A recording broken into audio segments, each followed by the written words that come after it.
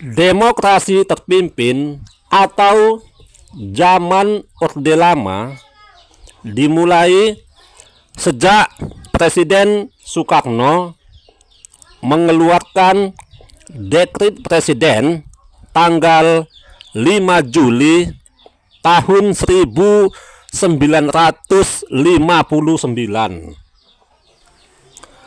Adapun yang menjadi isi dari dekret presiden tanggal 5 Juli tahun 1959 yaitu menetapkan pembubaran konstituante. Yang kedua, memperlakukan kembali Undang-Undang Dasar 1945 dan tidak berlakunya UUDS 1950. Yang ketiga, pembentukan MPRS dan DPAS dalam waktu yang sesingkat-singkatnya. Ya, jadi sejak tanggal 5 Juli tahun 1959 konstituante kita kembali lagi ke Undang-Undang Dasar tahun 1945. Zaman demokrasi terpimpin ini ya mulai berlaku di Indonesia tanggal 5 Juli tahun 1959 sampai dengan tanggal 11 Maret tahun 1966 sejak dikeluarkannya Super Semar, Surat Perintah 11 Maret oleh Presiden Soekarno kepada Letjen Soeharto. Dekret presiden mendapat dukungan dari masyarakat seluruh Indonesia. Dekret presiden tanggal 5 Juli tahun 1959 ditindaklanjuti dengan penataan bidang politik, sosial ekonomi, dan pertahanan keamanan. Sebagai realisasi, Presiden membentuk lembaga-lembaga negara seperti MPRS, DPAS, DPR gotong royong, Kabinet Kerja, dan Front Nasional. Presiden Soekarno membentuk Majelis Permusyawaratan Rakyat Sementara MPRS melalui penetapan Presiden nomor 2 tahun 1959. Keanggotaan MPRS terdiri atas anggota-anggota DPR sebanyak 261 orang, utusan daerah 94 orang, dan wakil golongan terbanyak dan wakil golongan sebanyak 200 orang. Pada tahun 1960 hingga tahun 1965, MPRS telah melakukan 3 kali persidangan yang dilaksanakan di Gedung Merdeka Bandung. Adapun sidang-sidang itu yaitu sidang yang pertama diadakan pada tanggal 10 November sampai dengan 7 Desember tahun 1960, menghasilkan ketetapan sebagai berikut. 1. Ketetapan MPRS nomor 1/MPRS/1960 yang menetapkan Manifesto Politik Republik Indonesia sebagai garis-garis besar haluan negara atau GBHN.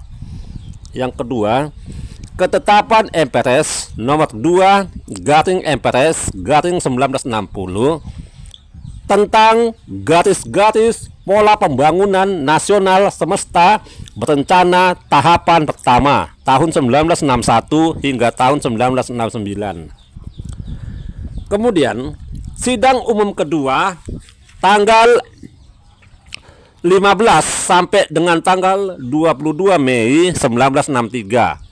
Di antaranya menghasilkan ketetapan MPRS nomor 3/MPRS tahun 1963 tentang pengangkatan Presiden Soekarno mandataris MPRS menjadi presiden seumur hidup. Kemudian yang ketiga, sidang umum ketiga tanggal 11 sampai dengan 16 April tahun 1965. Di antaranya menghasilkan ketetapan MPRS nomor 5/MPRS/1965 tentang pidato Presiden Soekarno berjudul "Berdiri di atas kaki sendiri" atau berdikari sebagai pedoman revolusi dan politik luar negeri Indonesia bebas dan aktif. Selanjutnya dibentuk Dewan Pertimbangan Agung, ya, Dewan Pertimbangan Agung Sementara atau DPAS. DPAS dibentuk berdasarkan Perpres nomor 3 tahun 1959. Ada beberapa hal penting yang perlu diketahui dari Perpres itu, yaitu: 1. Anggota DPAS diangkat dan diberhentikan oleh Presiden.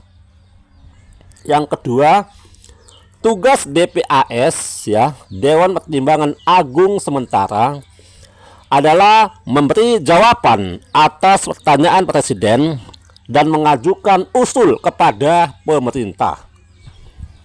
Yang ketiga, anggota DPAS sebanyak 45 orang yang terdiri dari wakil golongan politik, utusan daerah, wakil golongan, dan seorang ketua. Yang keempat, DPAS dipimpin oleh Presiden sebagai ketua. Selanjutnya yang kelima, sebelum memangku jabatan, wakil ketua dan anggota DPAS mengangkat sumpah, ya, atau janji di hadapan Presiden. Selanjutnya, pembentukan DPR-GR, Dewan Perwakilan Rakyat Gotong Royong.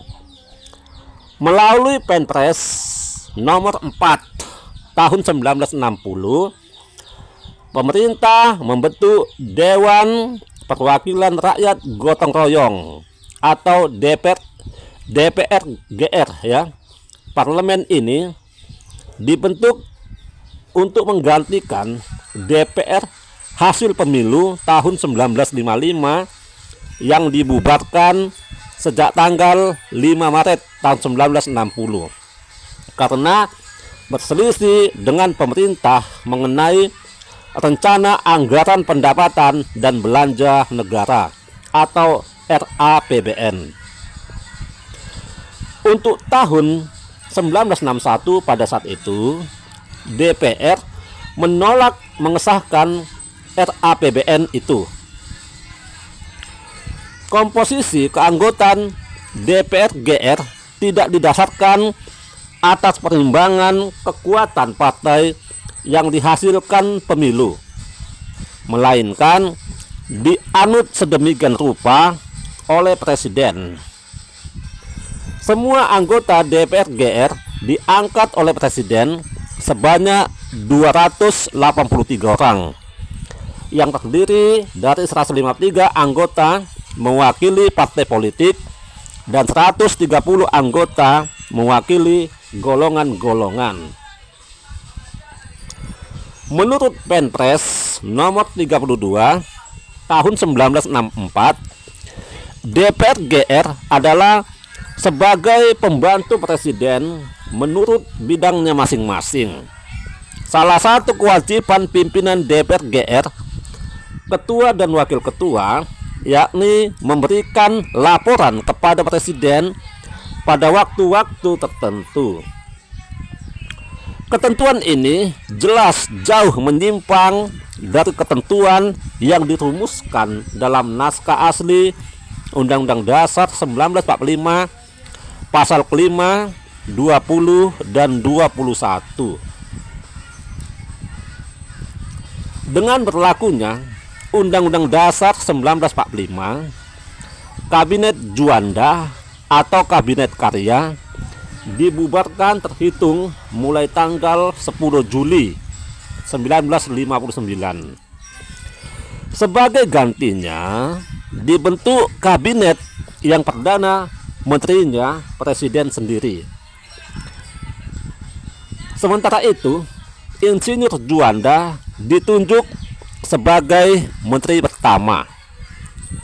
Kabinet baru ini dinamakan Kabinet Kerja dengan program yaitu: 1. Mencukupi kebutuhan sandang pangan. Yang kedua, menciptakan keamanan negara.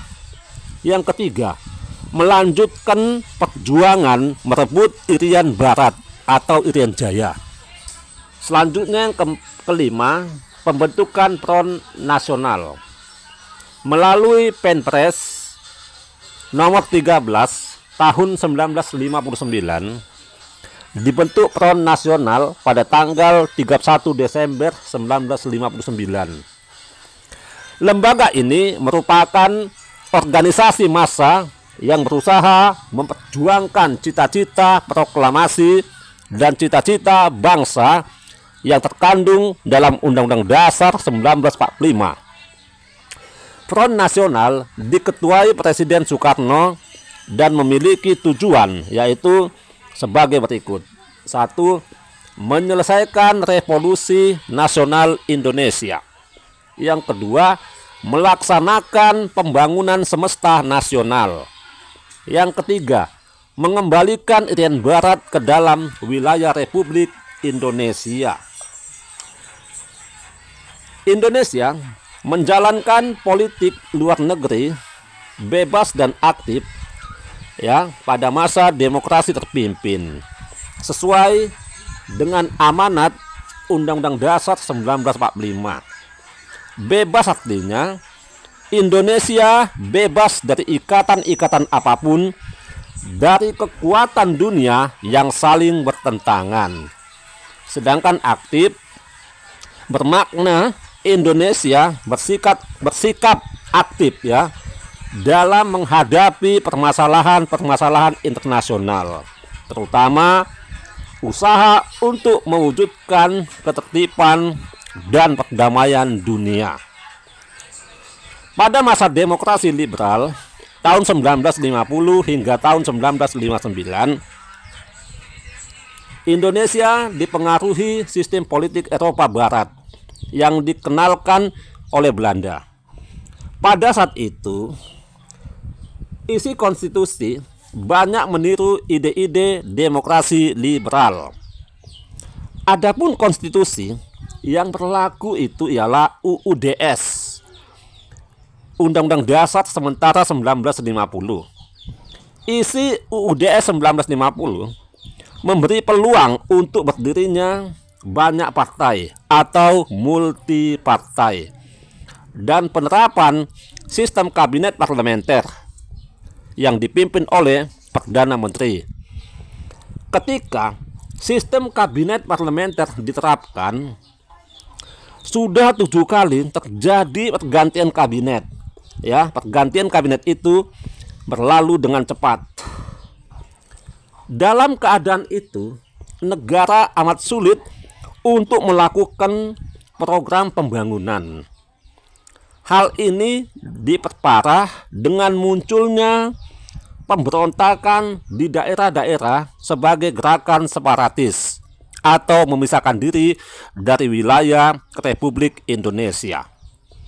Akibatnya, perhatian politik Republik Indonesia lebih ditujukan kepada kepentingan politik dalam negeri, sehingga politik luar negeri bebas aktif cukup sulit untuk dilaksanakan pada masa demokrasi terpimpin. Pada masa demokrasi terpimpin atau zaman Orde Lama tahun 1959 hingga tahun 1965, politik luar negeri Indonesia lebih banyak mengarah kepada politik konfrontasi. Politik konfrontasi ditujukan kepada negara-negara kapitalis, yaitu Amerika Serikat dan negara-negara Eropa Barat. Penerapan politik konfrontasi jelas sekali bertentangan dengan tujuan politik luar negeri bebas dan aktif. Adanya penyimpangan terhadap politik luar negeri bebas aktif membuat Indonesia tidak bisa bergerak secara leluasa ya. Ruang gerak diplomasi Indonesia cenderung mendekati negara-negara komunis. Situasi demikian sangat menguntungkan PKI. Beberapa kebijakan politik yang dijalankan pemerintah Republik Indonesia yang dinilai menyimpang dari politik luar negeri bebas aktif adalah Presiden Soekarno mengemukakan pandangan tentang kekuatan politik dunia yang berlawanan, yaitu All Established Force atau OESF, bermakna kekuatan lama yang telah mapan ya. Anggotanya terdiri dari negara-negara kapitalis seperti Amerika Serikat, Inggris, Prancis, dan Belanda. Kemudian New Emerging Force atau NEFO bermakna kekuatan baru yang sedang muncul. Anggotanya terdiri dari negara-negara progresif revolusioner yang anti-imperialis dan anti-kolonialis seperti Indonesia, Republik Rakyat Cina, Vietnam Utara, Korea Utara, Rusia, Polandia, dan Rumania. Indonesia yang termasuk ke dalam kelompok NEFO cenderung menjauhi negara-negara blok barat dan menjalin hubungan erat dengan blok timur. Tindakan ini jelas merupakan pengingkaran terhadap prinsip bebas dari ikatan blok dunia. Kemudian Indonesia melaksanakan politik mercusuar ya, yaitu politik yang mengejar kemegahan di tengah-tengah pergaulan bangsa. Indonesia ingin menempatkan diri pada kedudukan terkemuka di kalangan negara-negara NEFO. Demi melaksanakan politik ini, Indonesia membuat proyek-proyek raksasa politik seperti membangun Monumen Nasional atau Monas dan menyelenggarakan Games of the New Emerging Force atau GANEFO ya, yang diadakan di Jakarta pada tanggal 10 ya sampai 22 November 1963. GANEFO merupakan pesta olahraga akbar di Indonesia yang diikuti negara-negara NEFO. Memasuki tahun 1965, Indonesia membentuk poros Jakarta Peking ya, dan poros Jakarta Phnom Penh, Hanoi, Peking, Pyongyang. Terbentuknya poros semacam ini menyeret Indonesia semakin mendekatkan diri kepada negara-negara komunis. Antara tahun 1963 hingga 1964 terjadi konfrontasi antara Indonesia dan Malaysia yang bermula dari pembentukan Federasi Malaysia. Gagasan pembentukan Federasi Malaysia pertama kali dilontarkan Perdana Menteri Malaya ya, Perdana Menteri Malaysia pada waktu itu sebutan Malaya, yaitu Tengku Abdul Rahman pada tanggal 27 Mei 1961. Menurut Tengku Abdul Rahman, federasi yang akan dibentuk terdiri dari Malaya, Singapura, Sarawak, dan Sabah. Untuk mewujudkan gagasan itu, pada bulan Oktober 1961 diadakan perundingan antara Perdana Menteri Malaya dan Perdana Menteri Inggris Harold Macmillan. Diadakan di London ya, di Inggris. Dari hasil pertemuan itu, Inggris menyampaikan dukungannya terhadap cita-cita pembentukan Federasi Malaysia. Hal ini disebabkan Malaya merupakan bekas wilayah jajahan Inggris yang terikat dalam British Commonwealth atau Persemakmuran Inggris. Di lain pihak, rencana pembentukan Federasi Malaysia mendapat tantangan dan kecaman dari Filipina dan Indonesia.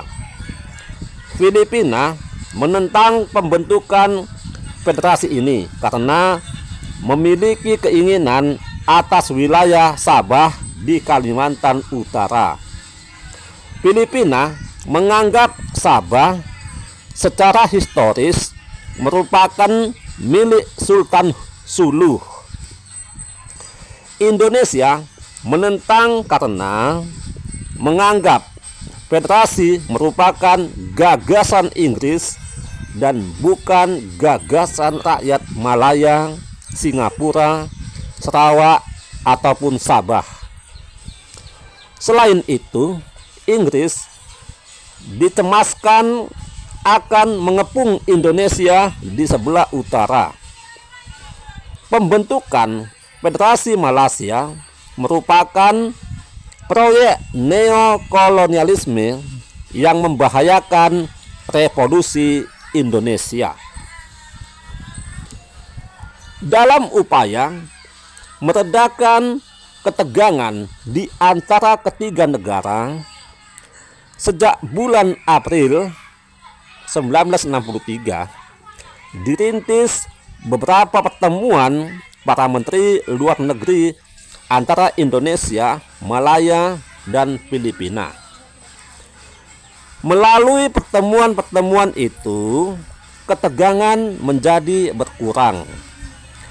Delegasi ketiga negara berhasil mencapai pengertian bersama dalam memecahkan persoalan-persoalan yang timbul sebagai akibat dari rencana pembentukan Federasi Malaysia.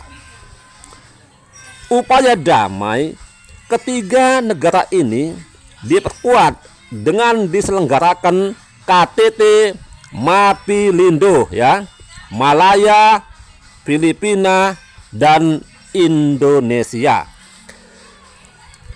KTT Mapilindu ini diadakan di Manila, Filipina pada tanggal 31 Juli sampai dengan 5 Agustus 1963. Pertemuan ini dihadiri 3 kepala negara pemerintahan, yaitu Perdana Menteri Malaya Tengku Abdul Rahman, Presiden Indonesia Insinyur Soekarno, dan Presiden Filipina Diosdado Macapagal. KTT Mapilindu berhasil merumuskan 3 dokumen penting, yaitu Deklarasi Manila, Persetujuan Manila, dan Komunike Bersama. Isi pokok ketiga dokumen itu yakni Indonesia dan Filipina menyambut baik pembentukan Federasi Malaysia seandainya rakyat Kalimantan Utara mendukungnya. Untuk keperluan ini, ketiga negara meminta Sekjen PBB membentuk suatu tim penyelidik, ya. Sekjen PBB menunjuk 8 orang sekretariat di bawah pimpinan Lawrence Michael Maur sebagai tim penyelidik PBB. Mereka mulai bertugas di Malaysia pada tanggal 14 September 1963. Sebelum misi PBB ini menyelesaikan pekerjaan dan menyampaikan laporan, tiba-tiba Malaya memproklamasikan berdirinya Federasi Malaysia pada tanggal 16 September 1963. Tindakan ini sangat mengejutkan pihak Indonesia dan Filipina. Indonesia menilai tindakan Malaya sebagai pelanggaran terhadap martabat PBB. Selain itu, Malaya dipandang telah melakukan tindakan tidak bersahabat dengan Indonesia.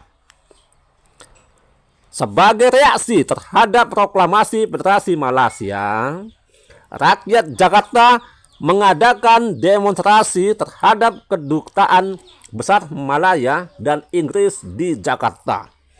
Rakyat Malaya membalas dengan berdemonstrasi di depan kedutaan besar Republik Indonesia di Kuala Lumpur.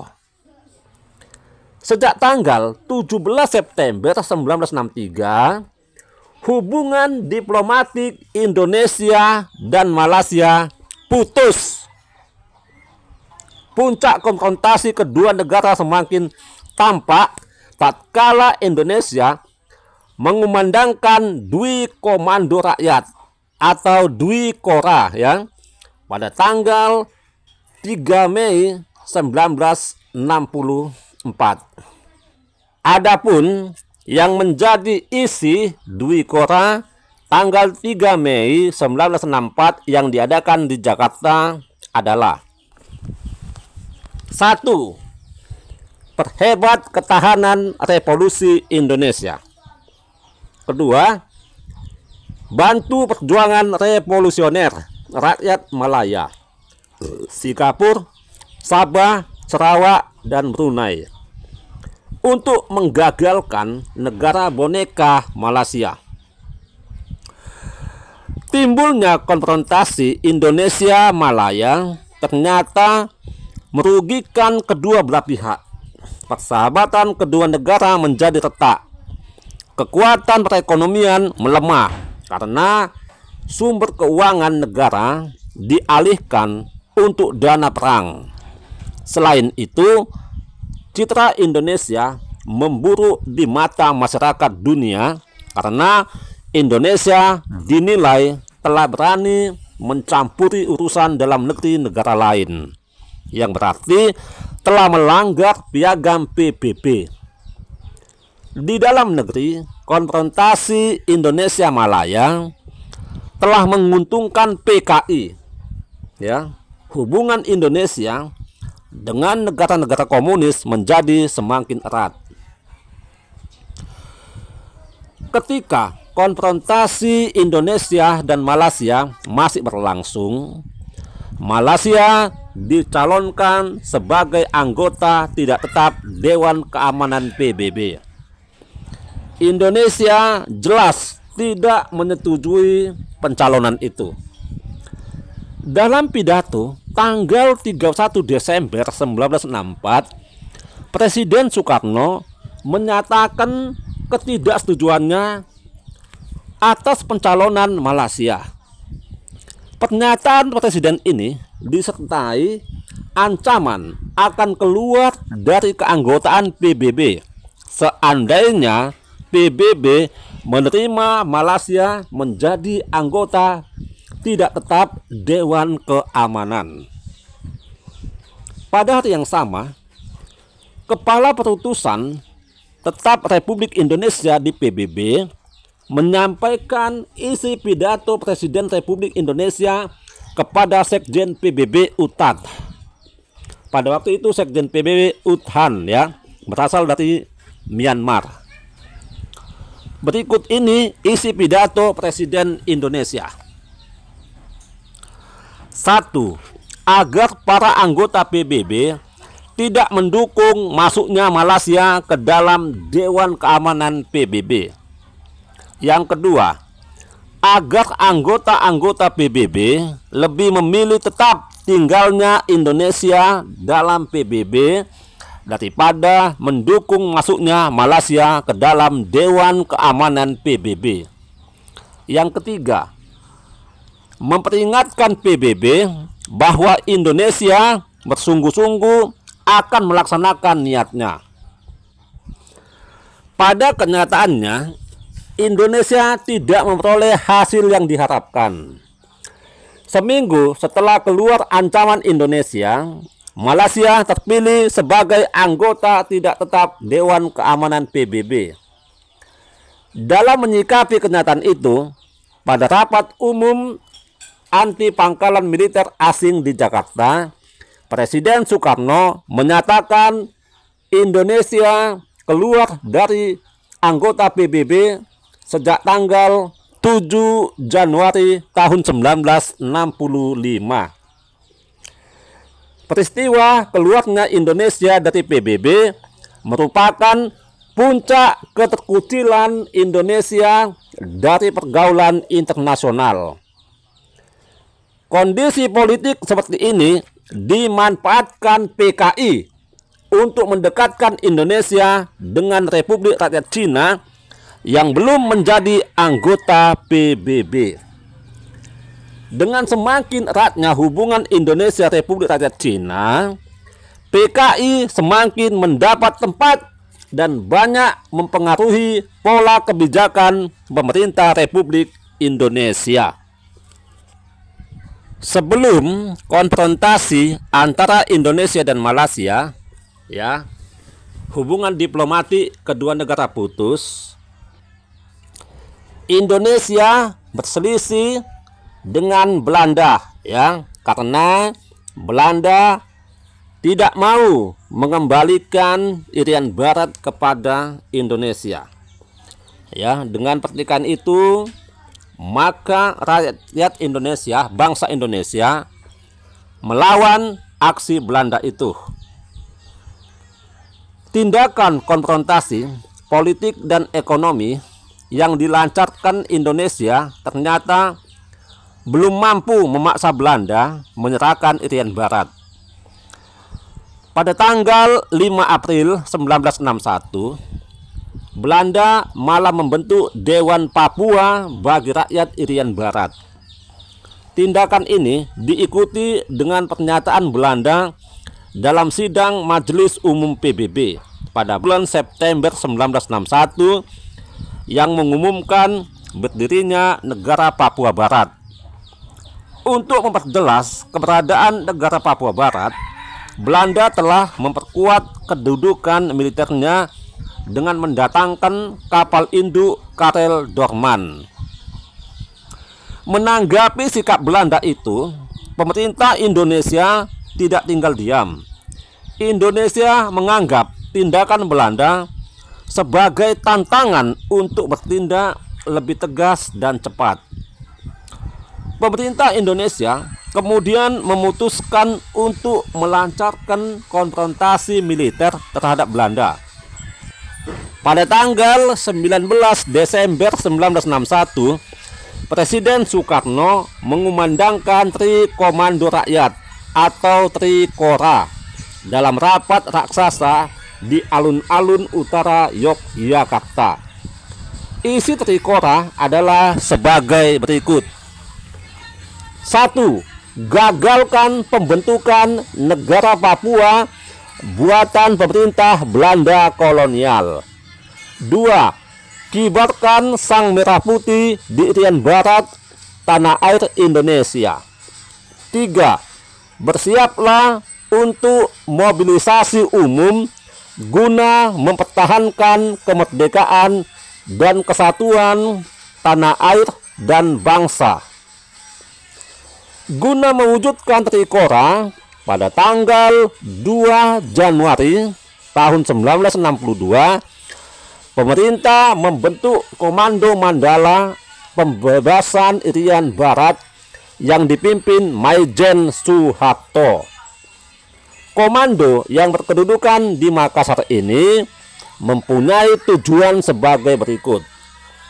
1. Merencanakan, menyiapkan, dan melaksanakan operasi militer untuk mengembalikan Irian Barat ke dalam kekuasaan Republik Indonesia.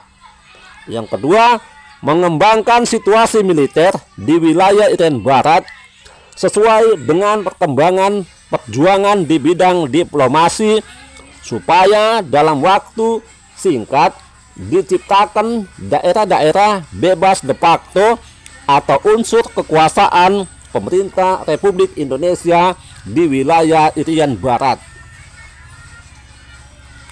Sebelum Komando Mandala aktif bekerja, unsur militer yang bergabung dalam Motor Torpedo Boat atau MTB telah melakukan penyusupan ke Irian Barat. Akan tetapi mata-mata Belanda mengetahuinya, ya, sehingga pada tanggal 15 Januari 1962 pecah pertempuran di Laut Arafuru, ya. Dalam pertempuran ini kapal MTB Macan Tutul berhasil ditenggelamkan Belanda. Komodor Yos Sudarso gugur dalam peristiwa itu, sehingga beliau dikenal sebagai pahlawan Trikora. Pada bulan Maret Agustus tahun 1962, Komando Mandala melakukan serangkaian operasi pendaratan melalui laut dan penerjunan dari udara ke Irian Barat.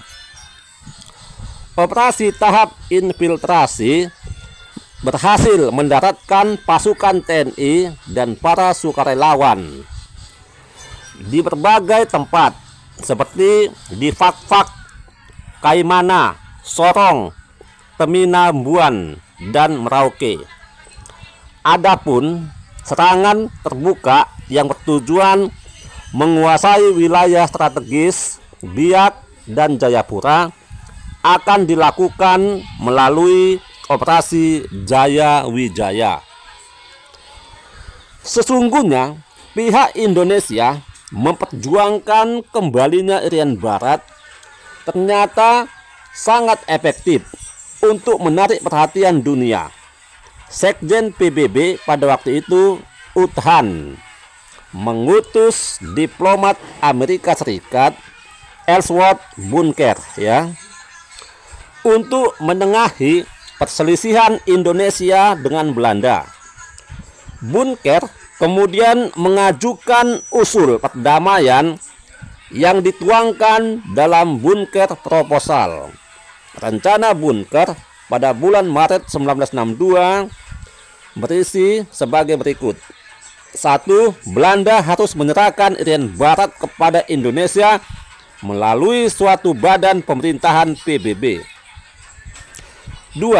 Sesudah sekian tahun di bawah pemerintahan Republik Indonesia, rakyat Irian Barat diberi kesempatan untuk menentukan pendapatnya. Rencana Bunker ini diterima baik oleh kedua belah pihak. Sebelumnya, Belanda tidak bersedia menerima rencana ini, tetapi Amerika Serikat mendesaknya dengan alasan takut hancurnya kekuatan Belanda. Melalui mata-mata Amerika Serikat diketahui bahwa kemungkinan Rusia akan terlibat dalam pertikaian Indonesia-Belanda. Mereka pun melihat dari udara bagaimana besarnya kekuatan yang telah dipersiapkan pemerintah RI untuk menghadapi Belanda di Irian Barat. Pada tanggal 15 Agustus 1962, Indonesia dan Belanda akhirnya berunding di markas besar PBB. Kedua belah pihak menyepakati New York Agreement atau persetujuan New York yang antara lain berbunyi sebagai berikut. 1. Belanda akan menyerahkan Irian Barat kepada United Nations Temporary Executive Authority atau UNTEA atau penyelenggara pemerintahan sementara PBB paling lambat tanggal 1 Oktober 1962. Yang kedua, pasukan Indonesia yang telah ada di Irian Barat berada di bawah UNTEA, sedangkan pasukan Belanda secara berangsur-angsur dipulangkan. Ketiga, bendera Indonesia mulai dikibarkan di samping bendera PBB sejak tanggal 31 Desember tahun 1962. 4. pemerintah Republik Indonesia secara resmi akan menerima pemerintahan atas Irian Barat dari UNTEA selambat-lambatnya pada tanggal 1 Mei 1963. 5. Pemerintah Republik Indonesia wajib menyelenggarakan penentuan pendapat rakyat atau PPRA paling lambat akhir tahun 1969. Sesuai dengan persetujuan New York, maka pada tanggal 1 Mei 1963 berlangsung upacara serah terima Irian Barat dari UNTEA kepada pemerintah Republik Indonesia. Upacara berlangsung di Hollandia, Jayapura. Dalam peristiwa itu, bendera PBB diturunkan dan berkibarlah sang merah putih yang menandai resminya Irian Barat menjadi provinsi Republik Indonesia yang ke-26. Nama Irian Barat kemudian diubah menjadi Irian Jaya. Selanjutnya, sejak tanggal 24 Maret sampai 4 Agustus 1969 diselenggarakan penentuan pendapat rakyat atau PPRA bagi penduduk Irian Jaya. Mereka diberi opsi bersatu dengan Republik Indonesia atau membentuk negara sendiri.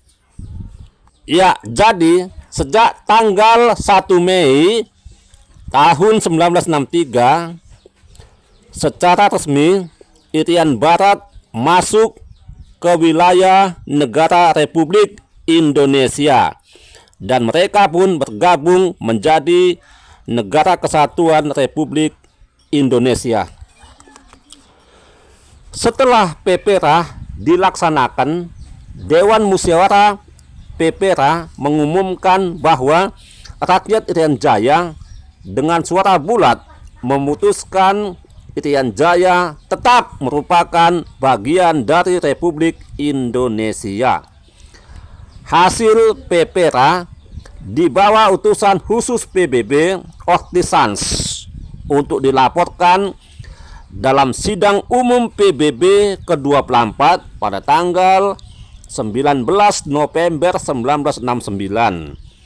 Sejak saat itu, secara de jure Irian Jaya sah menjadi bagian dari wilayah Republik Indonesia. Setelah Irian Barat masuk Indonesia, masih banyak lagi peristiwa yang penting yang terjadi di Indonesia pada masa demokrasi terpimpin. Di antaranya adalah masuknya pengaruh komunis di Indonesia pada tahun 1960-an. Masuknya komunis di Indonesia tahun 1960-an ini adalah untuk yang kedua kalinya mereka mengadakan pertikaian, mengadakan kekacauan di Indonesia. Sebelumnya PKI sudah mengadakan pemberontakan pertama kali di Indonesia pada tahun 1948 di Madiun. Tetapi aksi pemberontakan PKI itu berhasil digagalkan oleh rakyat Indonesia, sehingga Indonesia gagal menjadi negara komunis dan Pancasila selamat, dan Pancasila pun menjadi ideologi bangsa Indonesia yang tidak bisa dipisahkan. PKI, Partai Komunis Indonesia, yang berkiprah politik di Indonesia ternyata sering membuat kekacauan hingga meresahkan masyarakat dan negara Indonesia. Pada tahun 1948, PKI memberontak di Madiun. Kemudian pada tahun 1965, PKI dan simpatisannya kembali mengadakan kekacauan dengan melakukan pemberontakan dan pembunuhan keji yang terkenal dengan nama peristiwa G30 SPKI. Pemberontakan PKI merupakan aksi yang mewarnai lembaran hitam perjalanan sejarah Republik Indonesia.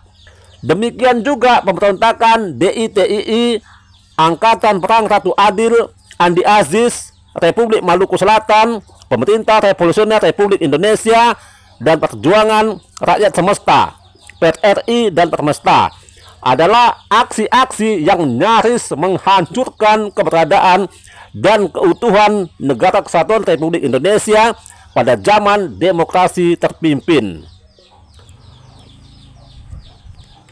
Puncak aksi PKI adalah pemberontakan terhadap Republik Indonesia. Mereka mengadakan pemberontakan pertama kali pada tanggal 18 September 1948 di Madiun. Tujuannya mengadakan pemberontakan adalah meruntuhkan negara RI dan menggantinya dengan negara komunis. Dalam aksi itu, beberapa pejabat perwira TNI, pimpinan partai, alim ulama, dan rakyat yang dianggap musuh PKI dibunuh dengan kejam. Jasad mereka dimasukkan ke dalam kuburan massal, ya. Tindakan kekejaman ini membuat rakyat marah dan mengutuk PKI. Tokoh-tokoh pejuang dan pasukan TNI memang sedang menghadapi Belanda, tetapi pemerintah Indonesia mampu bertindak cepat. Panglima Besar Sudirman memerintahkan Kolonel Gatot Subroto di Jawa Tengah dan Kolonel Sungkono di Jawa Timur untuk menjalankan operasi penumpasan pemberontakan PKI. Pada tanggal 30 September 1948, Madiun dapat diduduki kembali oleh TNI dan polisi. Dalam operasi ini, musuh berhasil ditembak mati. Sementara itu, Amir Syarifuddin dan tokoh-tokoh lainnya ditangkap dan dijatuhi hukuman mati. Di penghujung masa demokrasi terpimpin atau zaman Orde Lama, negara Republik Indonesia dilanda krisis sosial, politik, dan ekonomi nasional yang sangat memprihatinkan. Kondisi itu memberi peluang kepada PKI dan simpatisannya untuk memperluas pengaruhnya.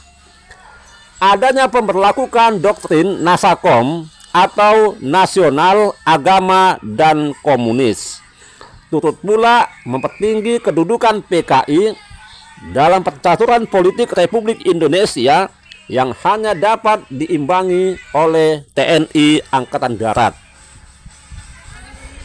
Sebagai partai yang menyatakan dirinya pejuang perbaikan nasib rakyat, PKI berusaha mempengaruhi buruh, petani, nelayan, pedagang kecil, dan pegawai rendahan.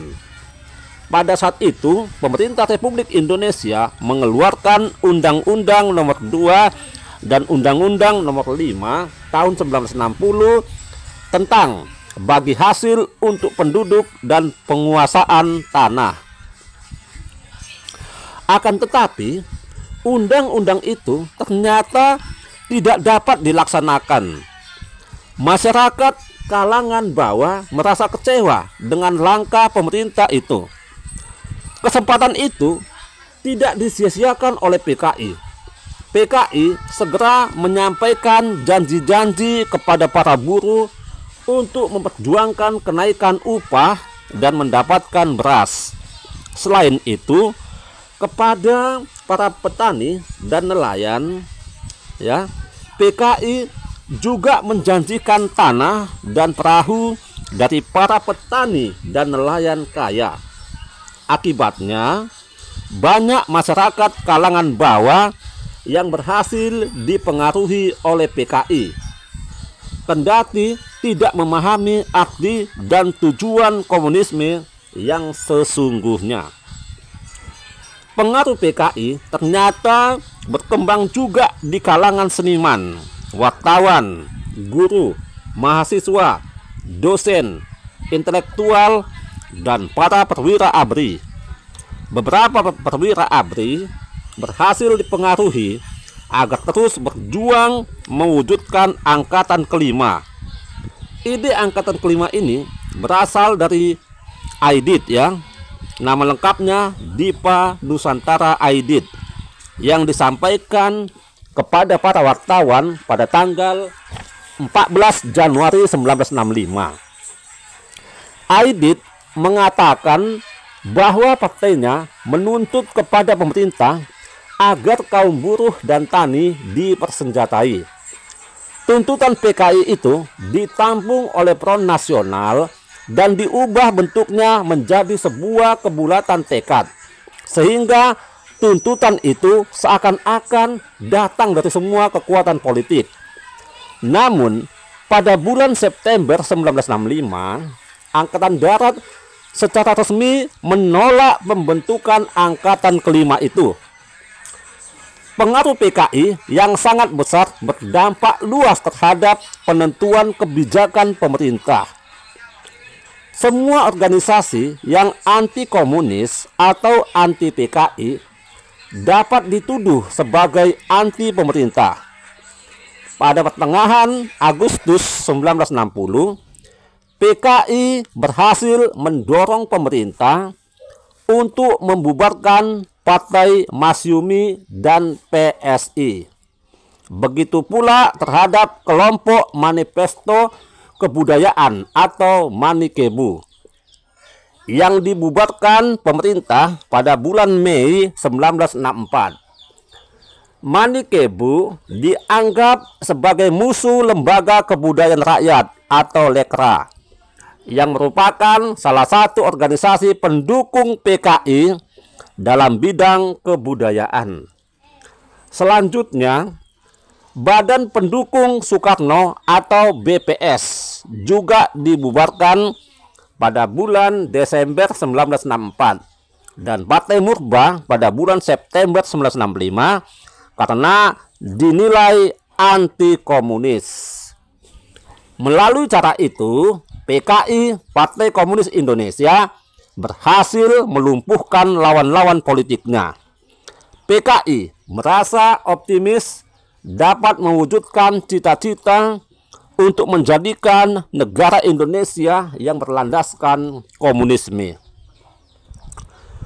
Kendati demikian, PKI belum berhasil melumpuhkan Angkatan Darat yang pimpinannya tetap dipegang para perwira Pancasilais. Pertentangan antara PKI dan Angkatan Darat bahkan semakin meningkat memasuki tahun 1965. PKI melempar desas-desus tentang adanya Dewan Jenderal di tubuh TNI Angkatan Darat berdasarkan dokumen Gilchrist. Tuduhan itu dibantah TNI Angkatan Darat. Sebaliknya, Angkatan Darat malah menuduh PKI akan melakukan perebutan kekuasaan. PKI menganggap TNI Angkatan Darat merupakan penghalang utama untuk menjadikan Indonesia negara komunis. Oleh karena itu, PKI segera merencanakan suatu tindakan menghabisi para perwira TNI Angkatan Darat yang menghalangi cita-citanya.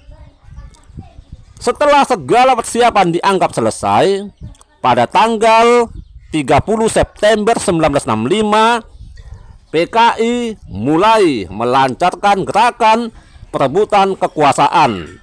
Gerakan ini dipimpin Letnan Kolonel Untung Sutopo selaku Komandan Batalion 1 Resimen Cakrabirawa.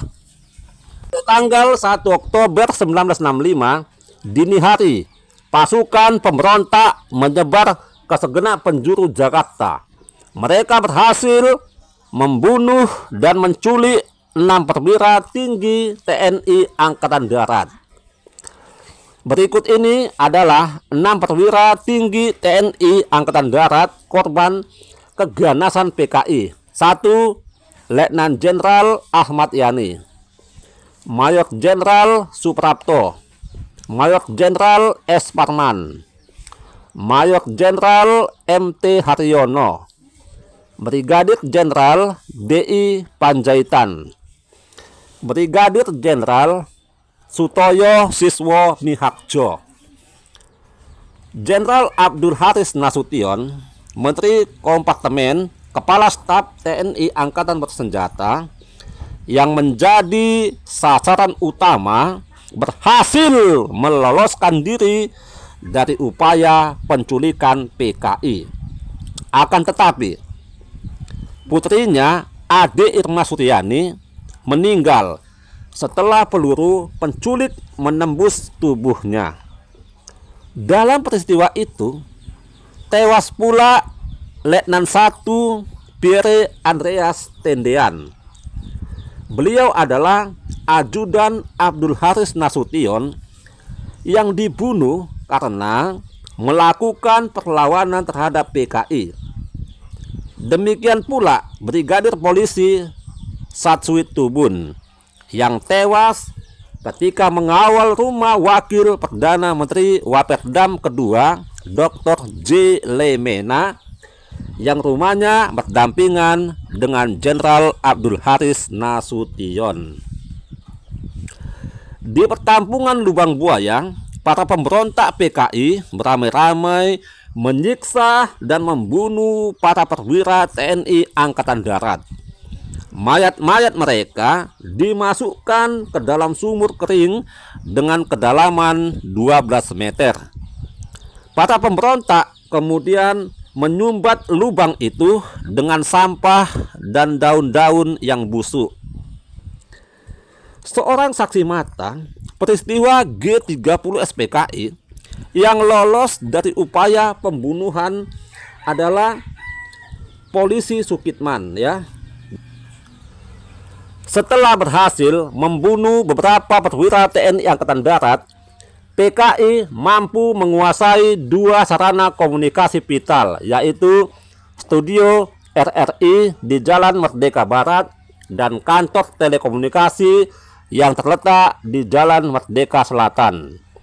Melalui RRI, PKI menyiarkan pengumuman tentang gerakan 30 September yang isinya sebagai berikut.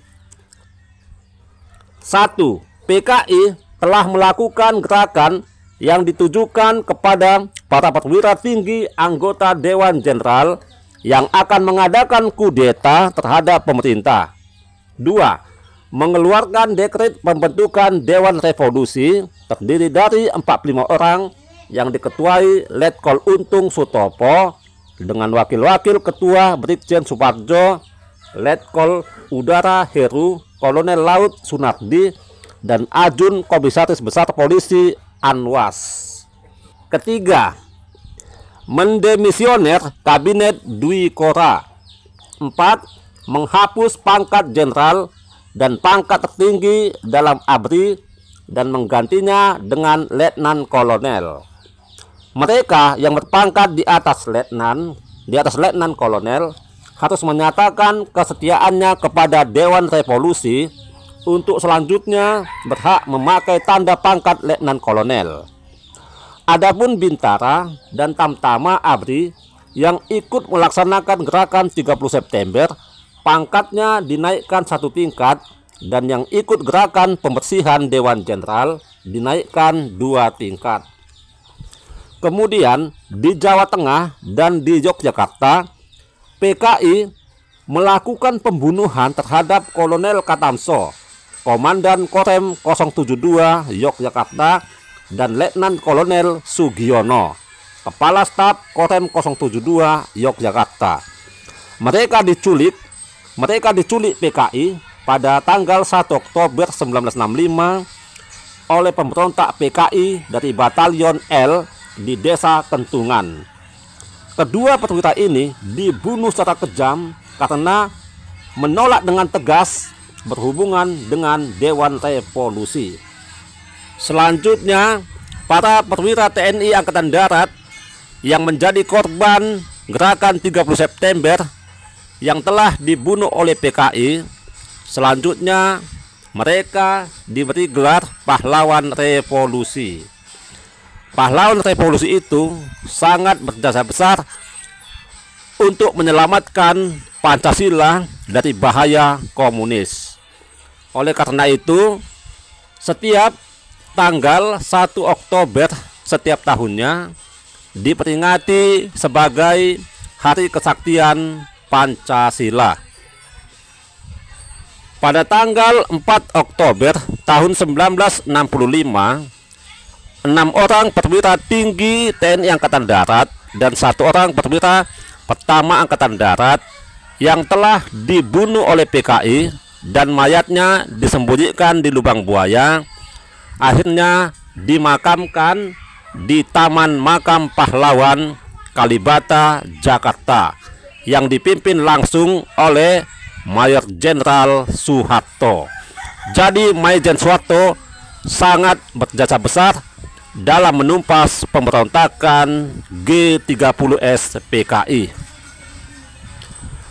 Operasi penumpasan G30S PKI mulai dilancarkan pada tanggal 1 Oktober 1965 yang dipimpin langsung oleh Mayor Jenderal Soeharto yang saat itu menjabat Panglima Komando Strategi Angkatan Darat atau Pangkostrat. Beliau mengambil alih Komando Angkatan Darat. Pengambil alihan dilakukan karena belum adanya kepastian tentang nasib Letnan Jenderal Ahmad Yani yang saat itu menduduki Menteri Panglima Angkatan Darat.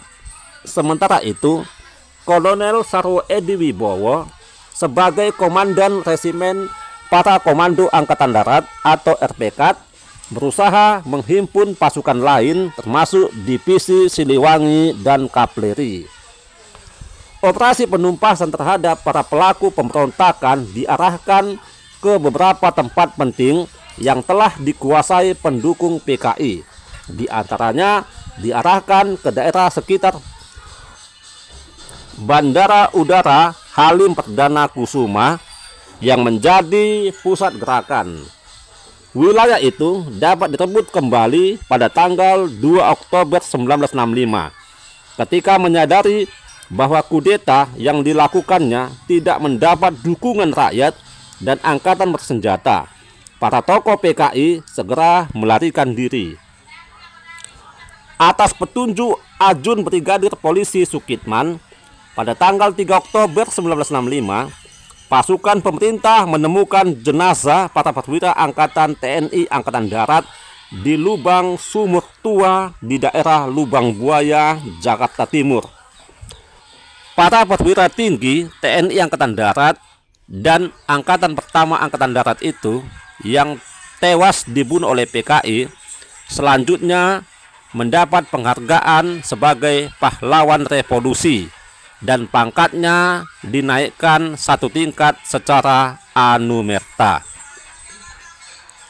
Ya, demikianlah hal-hal yang penting, peristiwa-peristiwa penting yang terjadi di Indonesia pada masa pemerintahan demokrasi terpimpin yang dipimpin oleh Presiden Soekarno. Demokrasi terpimpin atau zaman Orde Lama dimulai pada tanggal 5 Juli tahun 1959 sejak Presiden Soekarno mengeluarkan dekret Presiden tanggal 5 Juli 1959 dan selesai pada tanggal 11 Maret tahun 1966 sejak Presiden Soekarno mengeluarkan surat perintah 11 Maret kepada Letjen Soeharto atau yang dikenal dengan nama Super Semar. Melalui Super Semar tahun 1966 inilah Soeharto kemudian menjadi pemimpin Indonesia selanjutnya menggantikan Presiden Soekarno. Ya, demikianlah zaman Orde Lama atau masa demokrasi terpimpin di Indonesia yang bisa saya ketahui. Oke guys, semoga apa yang saya sampaikan ini ada manfaatnya bagi kita semua. Dan kita harus mengingat peristiwa penting ya yang terjadi di Indonesia pada masa demokrasi terpimpin atau zaman Orde Lama.